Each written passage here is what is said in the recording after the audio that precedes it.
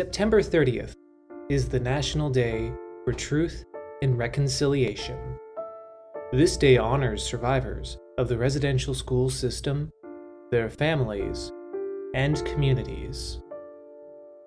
It is meant to ensure that public acknowledgement of residential schools remains a vital component of the reconciliation process.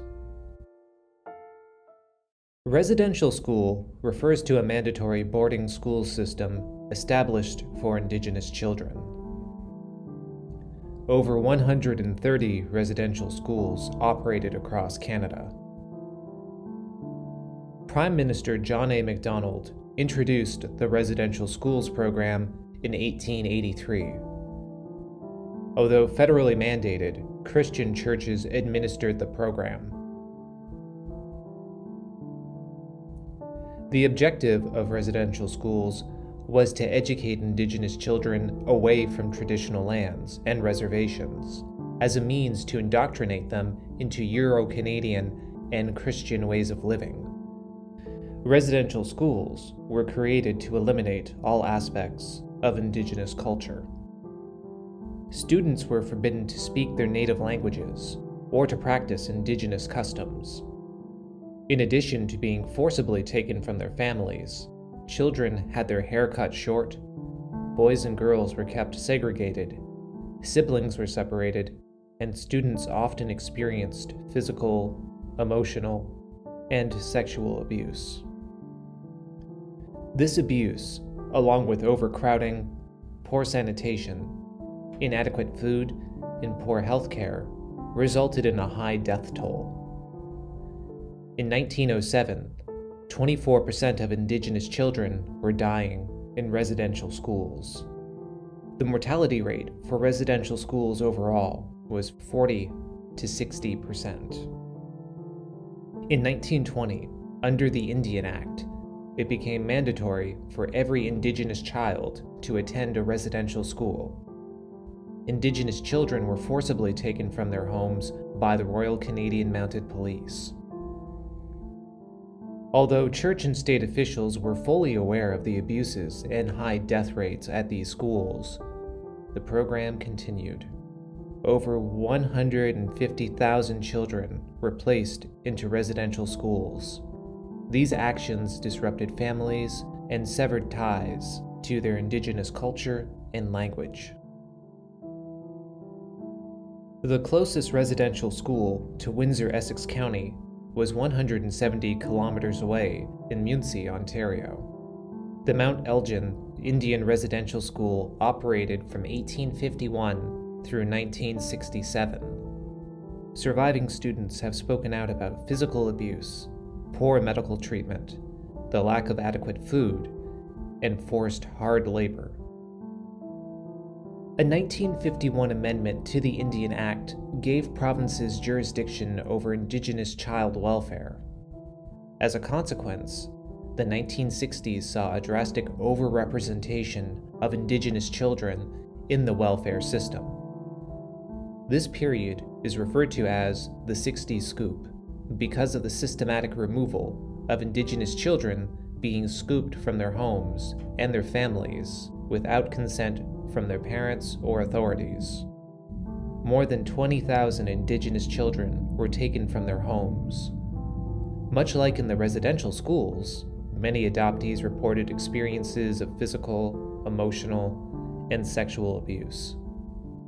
In 1969, the Department of Indian Affairs took exclusive control over the system, marking an end to church involvement in the residential school system. However, the scoop continued for another 2 decades. The process to phase out the residential school system was slow and not without reversals. Starting in 1969, the number of residential schools in Canada started to decline. In 1970, the Department of Indian Affairs calculated 56 remaining schools, excluding the Northwest Territories. By 1980, there were 16, and 1 decade later, 11. In 1996, the report of the Royal Commission on Aboriginal Peoples recommended an inquiry into the effects of residential schools on its students. The Commission's report brought unprecedented attention to the residential school system. This same year saw the closure of the last residential school, Saskatchewan's Gordon Reserve Indian Residential School. Although the residential school system no longer operates in Canada, it continues to have a significant impact on Indigenous communities. This system separated families and exposed children to abuse. Survivors and their descendants share the intergenerational effects of transmitted personal trauma and loss of language, culture, traditional teachings, and mental well-being. In 2005, the Indian Residential School Settlement Agreement was reached, in which the federal government committed individual compensation for survivors, additional funding for the Aboriginal Healing Foundation, and the creation of the Truth and Reconciliation Commission. In 2008, the Truth and Reconciliation Commission officially formed. The TRC recorded thousands of testimonies from residential school survivors. In June of 2015, the TRC released its summary report. This report included 94 calls to action that all governments, courts, businesses, schools, and people living in Canada can do to move towards reconciliation. The TRC released its final report later in 2015. Prime Minister Justin Trudeau attended the ceremonial release of this report and committed his government to implementing all of the 94 calls to action. While a necessary first step towards reconciliation, the majority of the 94 calls to action have yet to be acted on by the federal government.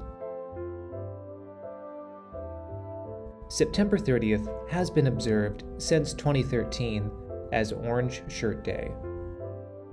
This day was established as part of a movement to recognize the colonial legacy of residential schools and commit to the ongoing process of reconciliation. Orange Shirt Day recalls the experience of residential school survivor Phyllis Webstad, who at 6 was stripped of her orange shirt on her first day of attending the St. Joseph Mission Residential School.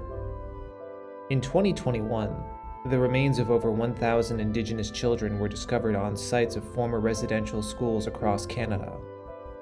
These discoveries led to an increased public recognition of the damage residential schools caused to Indigenous children and families. Communities and residential school survivors are undertaking healing initiatives and providing opportunities for survivors to talk about their experiences and move forward. The TRC estimates that 80,000 survivors of residential schools live in Canada today. Canadians need to hear their stories and find ways to ensure our collective future rests on a solid foundation of respect, openness, and trust. Take this day of truth and reconciliation to reflect on what you can do. Listen to the stories of residential school survivors, read the calls to action from the TRC, and consider your role in the journey towards reconciliation.